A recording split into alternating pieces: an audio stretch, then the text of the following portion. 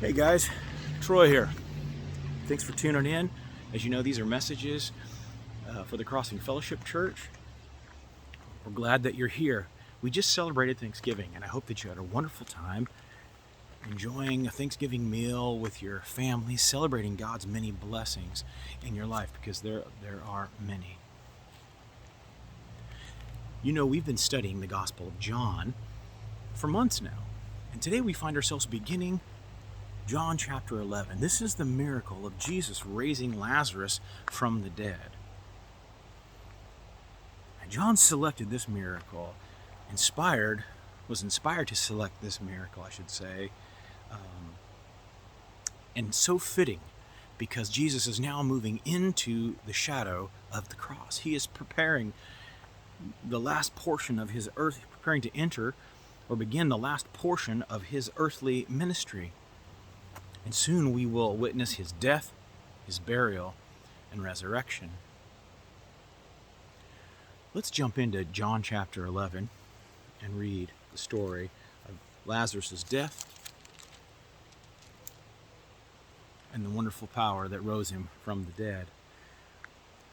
Chapter 11, verse 1. Now a certain man was sick, Lazarus of Bethany, of the town of Mary and his sister Martha.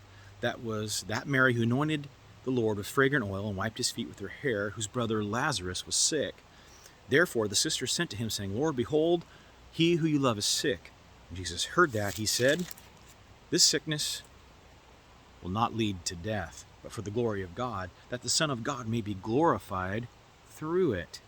Now Jesus loved Martha and her sister and Lazarus, so when he heard that he was sick, he stayed 2 more days in the place where he was. Then after this, he said to his disciples, Let us go to Judea again. The disciples said to him, Rabbi, lately the Jews sought to stone you, and you're going to go there again? Jesus answered, Are there not 12 hours in the day? And if anyone walks in the day, he does not stumble because he sees the light of the world.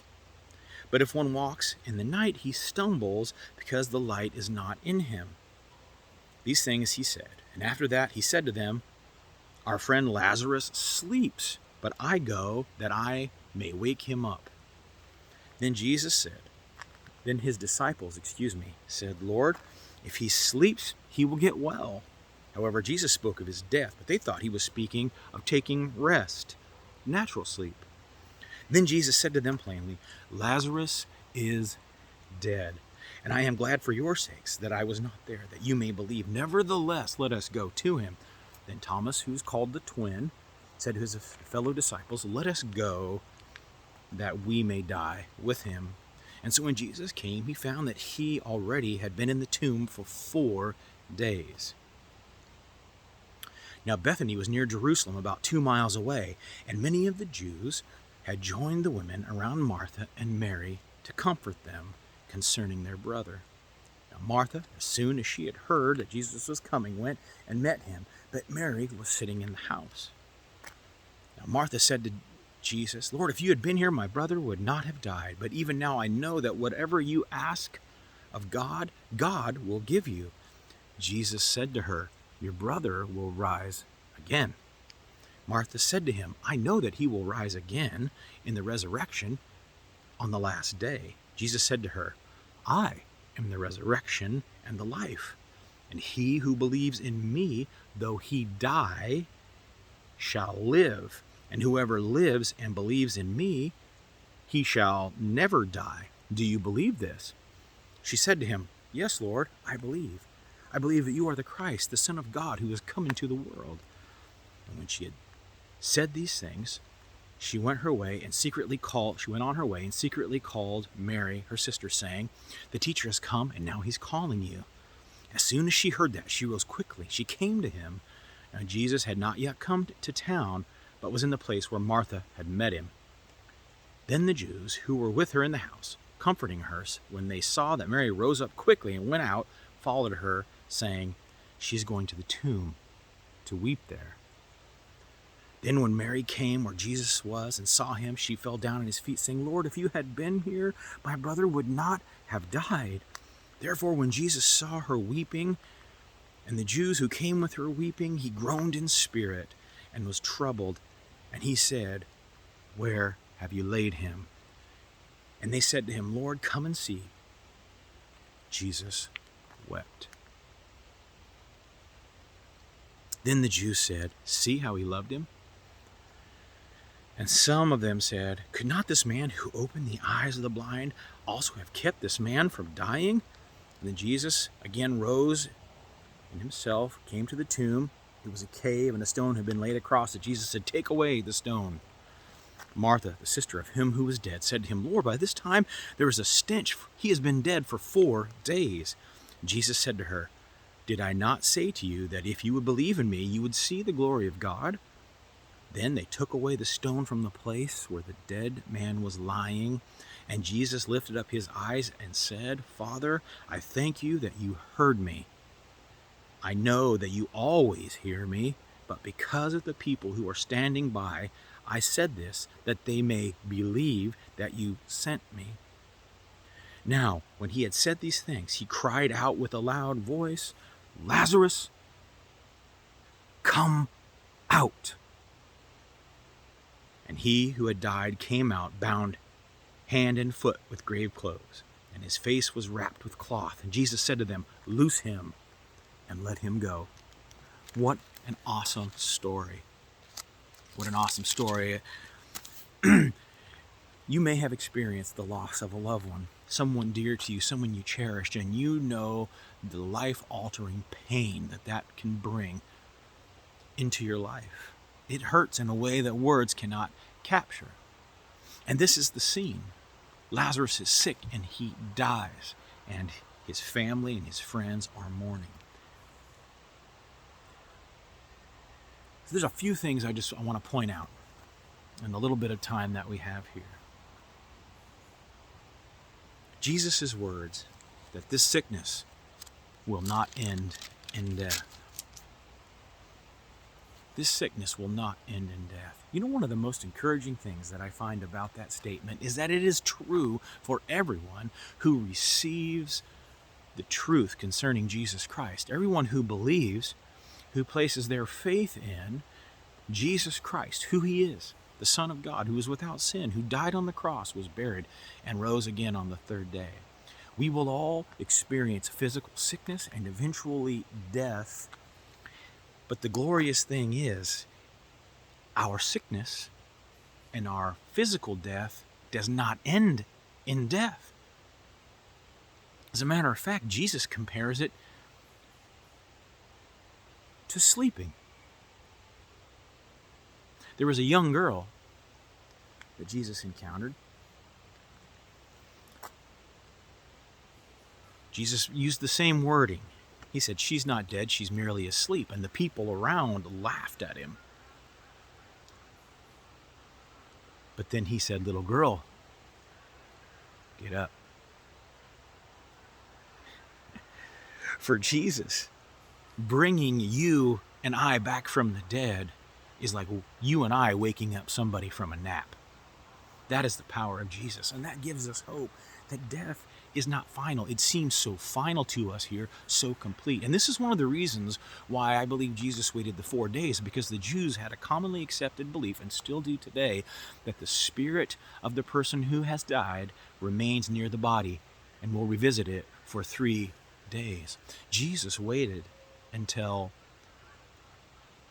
it was confirmed that Lazarus was dead, to the point that his loved ones said, Lord, he's going to stink when we take that stone off of there. We know his body's rotting.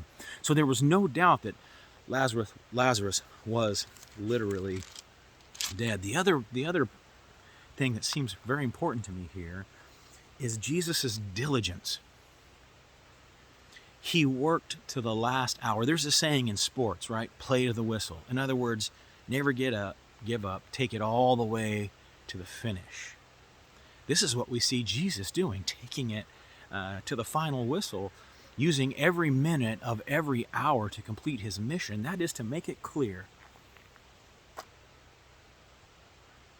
that we might know who he is and believe and be saved. Jesus wanted his disciples and Mary and Martha and those around to see what he could accomplish in their lives so that they would believe and experience eternal life. It's a good time to ask the question, have you come to believe? Have you received the truth concerning Jesus Christ? Because there is no one like him. There is no one like him. There is no one like Jesus. Jesus alone can say to the dead, get up. Jesus and Jesus alone gives hope. Hope in the face of sickness and death and destruction, that it is only a temporary shadow and valley that we pass through. In this story, we see Jesus displaying his obedience to the Father, and his diligence and his desire for you and I to know who he was, to truly know who he was so that we might be saved. We also see his compassion. We see the love. We see the incarnate here. Jesus, fully God, fully man. A little bit of conjecture here. I don't think Jesus wept because he was mad at the people. I think Jesus knows what's in people's heart, and he knew what he was going to experience. I think there are several possible options. One that stands out to me today is that Jesus was moved by the pain that death and loss has brought into this world. Corroborated by the fact that Jesus came to kill death. Jesus came to defeat death once and for all. Jesus is moved. Jesus knows what you're going through. Jesus knows what it is to suffer physically, to suffer loss, to hurt. And so no matter who you are, no matter what you're going through right now, I may not get it, but Jesus knows, and you can call on him, and he loves you, and he deeply wants you to come to him.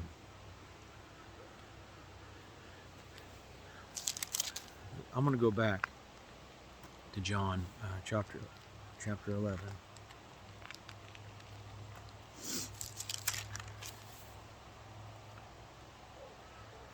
Verse 25, John chapter 11.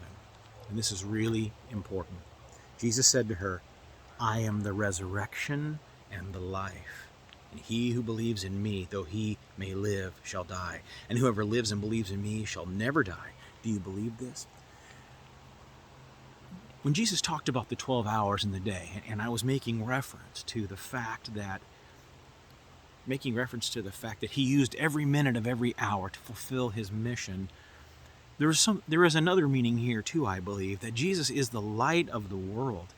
If we reject Jesus, then we reject light. We have no light in us. But if we accept Christ, if we believe and trust in him, then we will have the light of life within us, and we will not walk in darkness. And there is a promise that Jesus gives here that he says to Martha that applies to you and to you listening to me right now. Jesus said to her, I am the resurrection and the life, and he who believes in me, though he may die, shall live. And whoever lives and believes in me shall never die. Do you believe this? Look. Jesus wants you to know the truth. You can receive him. You can accept, believe, place your faith in his death, burial, and resurrection. And if you will do that, then death is only a nap. It is only a shadow we pass through. And even in our own sickness and our own death and our own losses, the glory of God will be displayed, because every soul in the kingdom of God in heaven will be there, because Jesus Christ and Jesus Christ alone is the life and the resurrection. That same power that raised Lazarus from the dead, that same power that rose Jesus from the dead, that same power will raise you from the dead if you will receive. There's a lot of fear of sickness and death these days. We see it everywhere we look.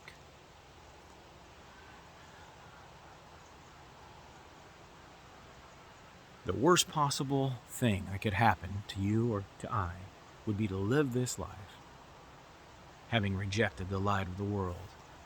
Let me compel you, let me urge you to listen to Jesus. Believer, be inspired, be hopeful. Don't live in fear. Live in a place of courage.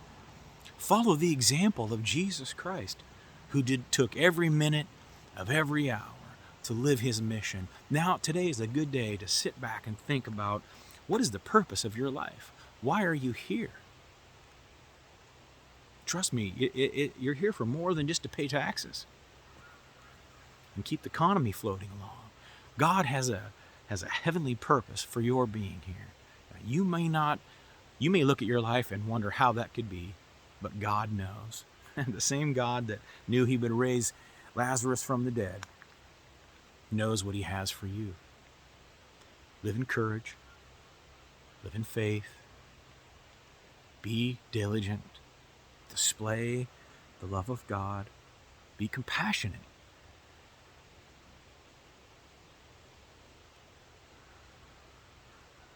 I hope you have a wonderful day. May the love of God fill your heart and mind. Maybe you be reminded of the great love that Jesus has displayed. May you be moved by his passionate call to come out of death and come into the world of light. Have a wonderful day.